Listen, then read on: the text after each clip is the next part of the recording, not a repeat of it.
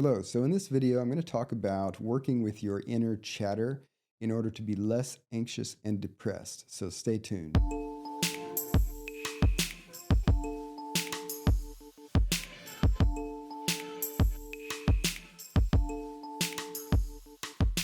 Welcome to Wellness with John. I'm John Peters, and these are resources to help you thrive.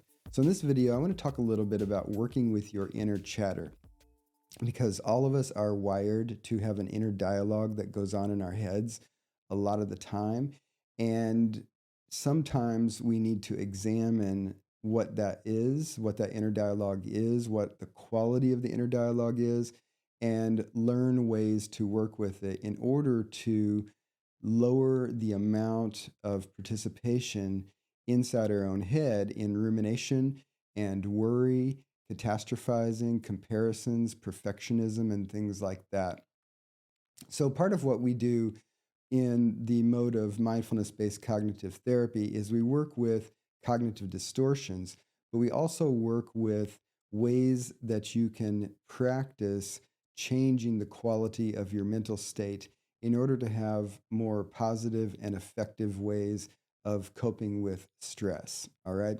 So, part of what that means is examining what's going on inside of your mind in order to not only see what's there, but also to start to be more adept at being able to actively shift, to proactively work with the quality of your mind so that, as I said, you're less miserable and you're more effective with whatever you happen to be dealing with.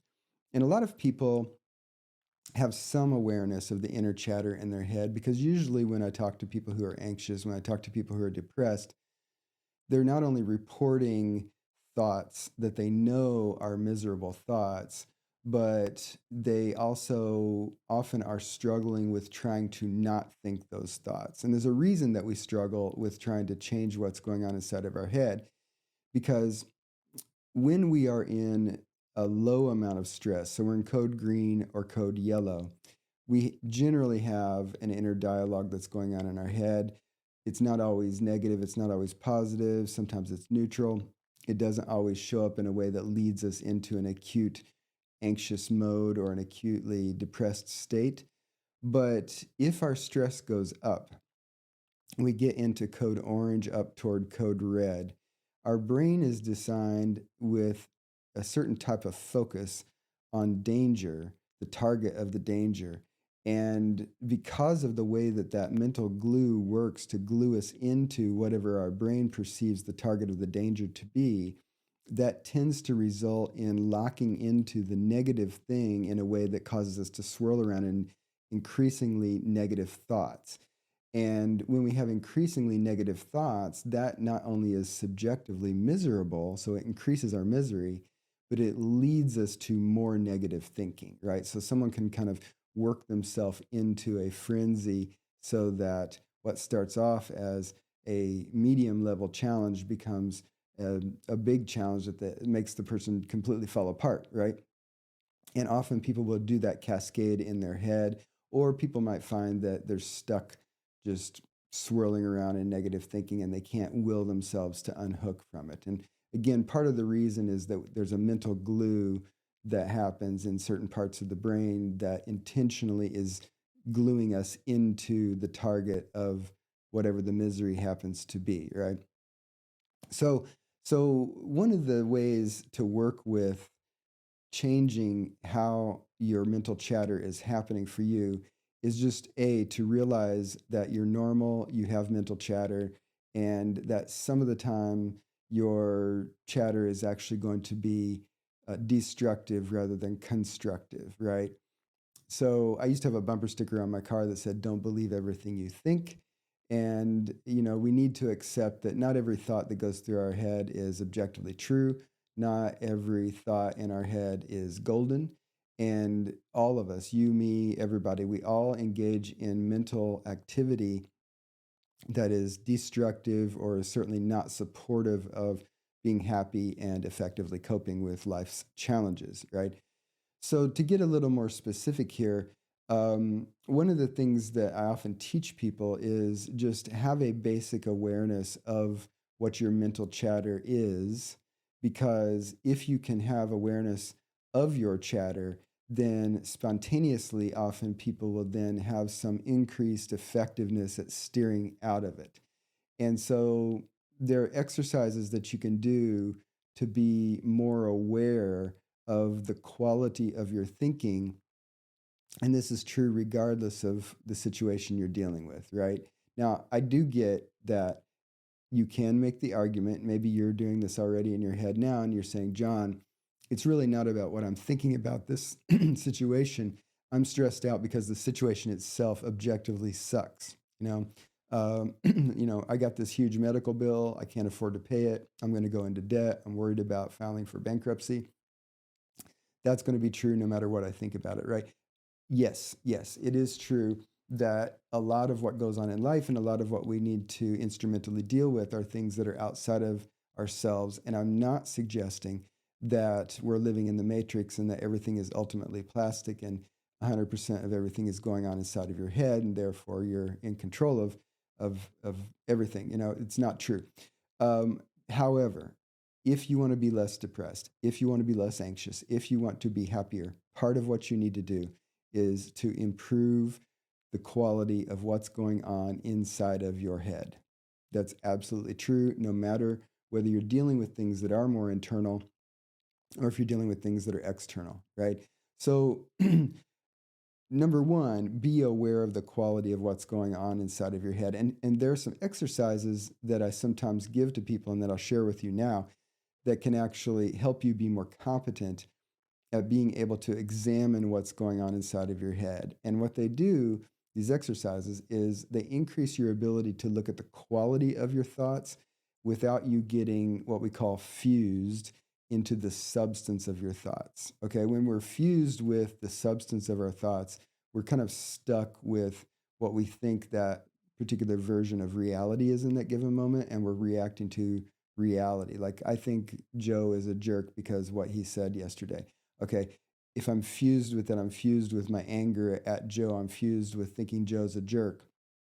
And I can mentally take the ball and run with it, right? And I'm not necessarily looking at, okay, what is the quality of my mental appraisal of Joe? What's the quality of my thoughts in terms of other things that have nothing to do with Joe, but are a result of the stress that I'm experiencing with Joe? Those types of things, those types of awarenesses can only come if you get better at being aware of the quality of your mental state, right? So let me make this practical.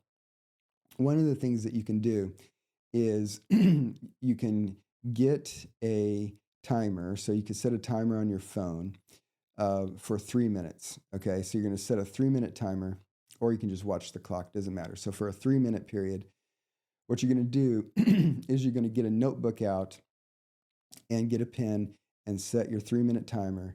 And then you're just not going to do any particular thing except sit there with your notebook. During the 3 minutes, because your brain, like mine, like everybody's, your brain is a sensation seeking organ, you are going to have thoughts, okay? Totally 100% given.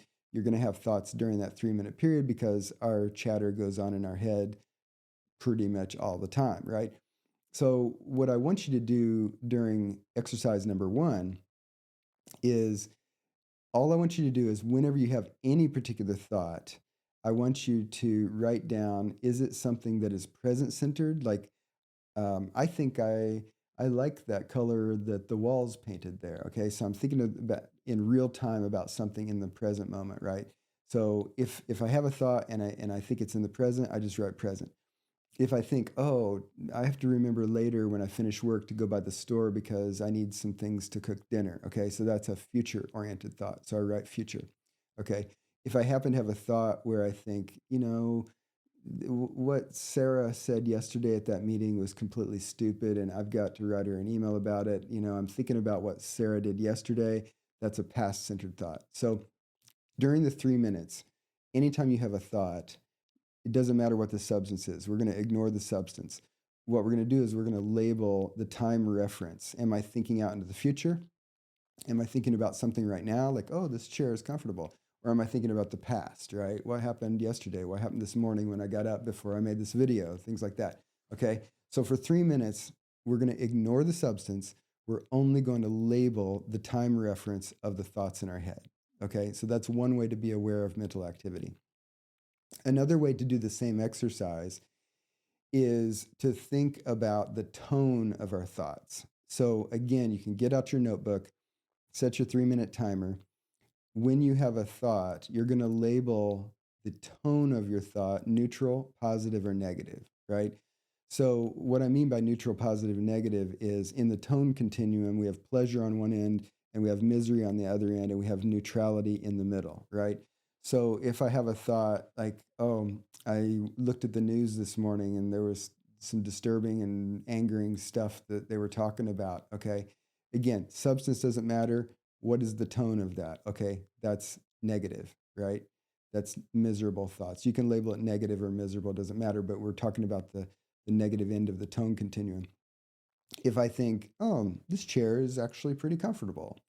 If I sit in it too long, maybe it won't be comfortable later, but right now I'm comfortable in this chair. Okay, that's a pleasurable thought. So you could write down positive or pleasurable. Okay, if you have something that's relatively neutral, that doesn't really have a lot of charge in the negative or the positive, then you can write down neutral. So if I think, okay, yeah, I have to remember to go to the store when I finish work. Okay, that's not a particularly pleasurable thought. It's not a particularly miserable thought. I would count that as neutral. Okay, so for 3 minutes during this second version of the exercise, all you're going to do is label each thought, whatever the thought. Again, ignore the substance. Substance does not matter.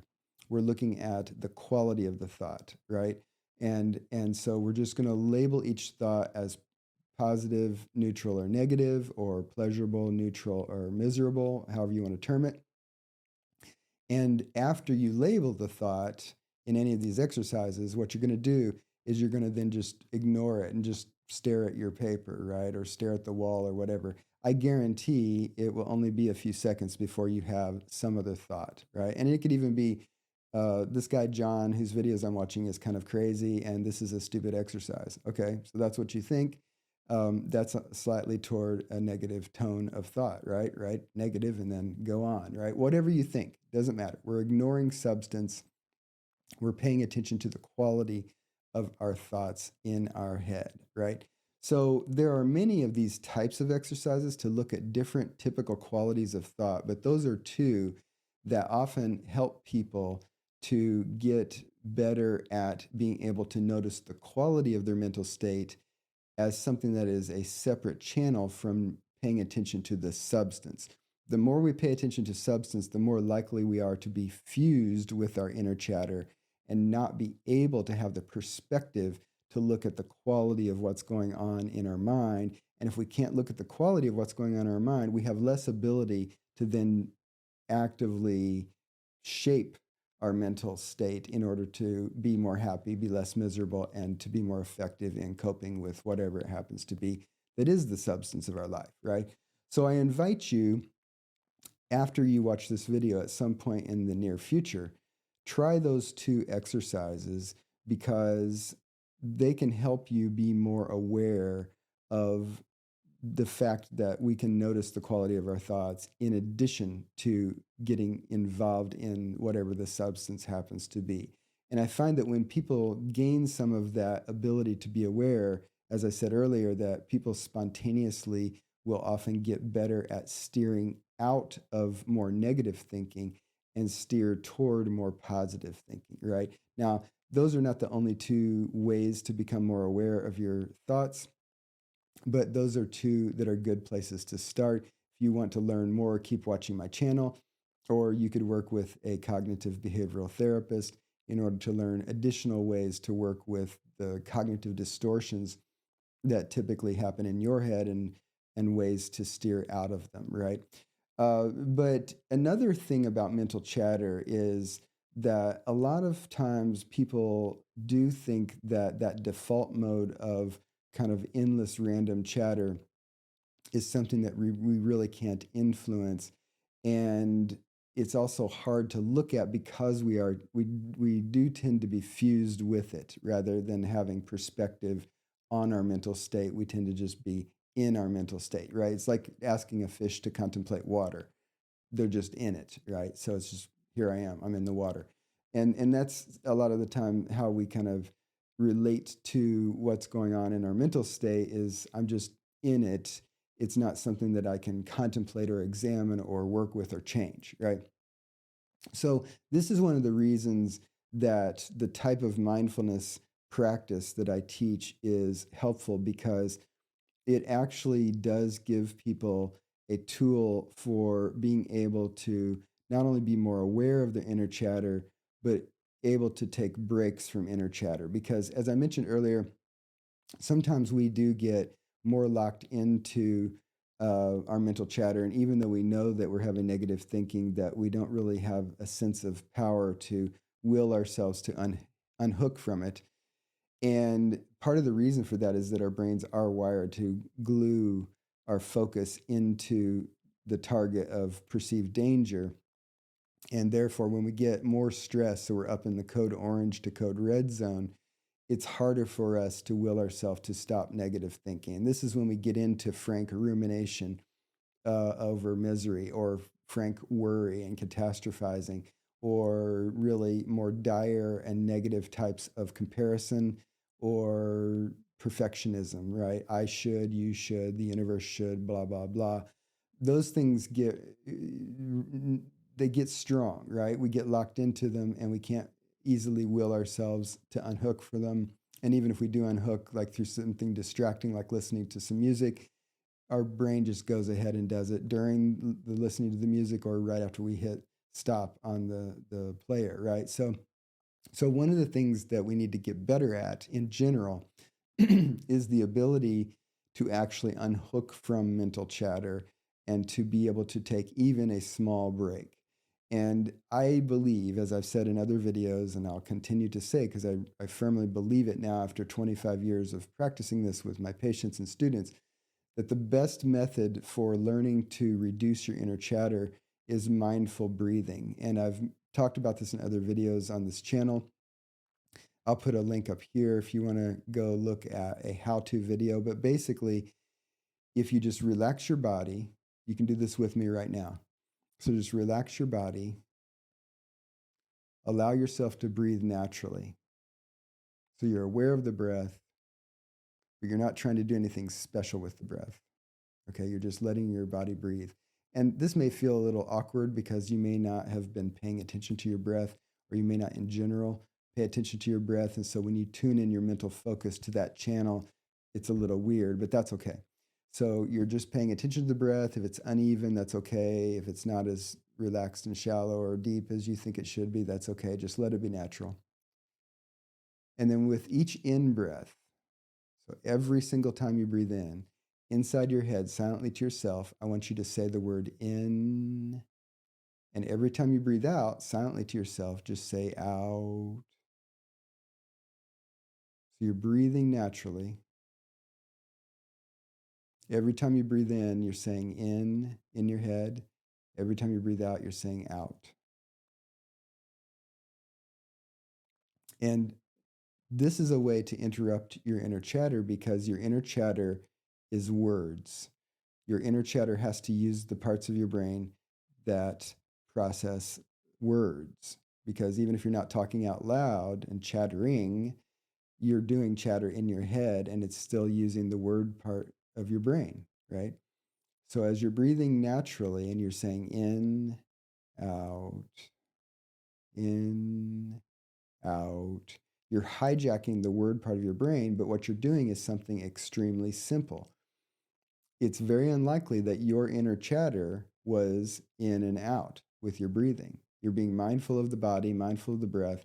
You're saying in when you breathe in and out when you breathe out. That probably was not your inner chatter. It probably never has been your inner chatter. And it's not going to be your inner chatter. And so when we do a minute of mindful breathing here and there, and I'm really talking about just doing a minute, do a minute a few times a day, and you will find that it gives you a new type of relief from your mental chatter that you probably have not experienced many times in your life. And if you have experienced it, it might have been spontaneous and in circumstances that you don't necessarily know how to easily recreate. Therefore, it's not so accessible to you. So if you want to have the ability to take a little break from your inner chatter, then you need to take a minute here or there, relax your body, breathe naturally, and just say in to yourself in your head every time you breathe in and say out every time you breathe out. It's that simple. Okay. And does it solve all the world's problems? Does it solve, that medical bill you have to pay or the fact that Joe's a jerk or whatever? No, it doesn't. What it does, though, is it neutralizes your mental state so that you are not swirling around in miserable thinking. And it neutralizes it even so that you might not even be swirling around in desire toward pleasure either. So it really does move you into the neutral position in the tone continuum, which is the type of relief that we need to have in order to not have a lot of charge with whatever our brain thought it needed to be focused on in terms of the perceived target of stress. Okay. We need to be able to take a break from that because I talk to so many people. I've talked to thousands of people over the years, and I probably will again later today with my appointments. People who are stuck in chronic stress where the brain just has this constant swirling focus on whatever the unresolved issues are in their life. And that makes us more miserable. And it's often not constructive thinking. It's just rumination, it's worry, it's inner chatter that leads to more misery as opposed to effective responses to instrumentally actually deal with whatever the person needs to deal with. So try these experiments. Try the 2 notebook experiments that I talked about earlier in order to just practice paying attention to the quality of your mental state as opposed to the substance. And I strongly invite you to experiment with a minute here or there of doing the mindful breathing that I talked about earlier. And if you like this kind of content on this channel, please hit the like button below. If you have yet to subscribe, please subscribe. But before I end this video, I want to say that if you like these kinds of techniques and you would like to learn, easy to practice techniques that will quickly and lastingly lower your stress level, check the link in the description below because I have a stress reduction mastery course that you can take. The good news is that it will immediately start helping you lower your stress on day 1. It teaches you techniques that will lastingly rewire your brain so you're less stressed. And the best news of all is that I am confident that it works because I've taught it to thousands of people at this point, and I know that it works, and I'm so committed to the quality of that course that if you take the course and it doesn't work for you, I'll just give you your money back. So there's zero risk. It's 100% guaranteed. If you want more information about it, check the link in the description below, and I will see you in a future video.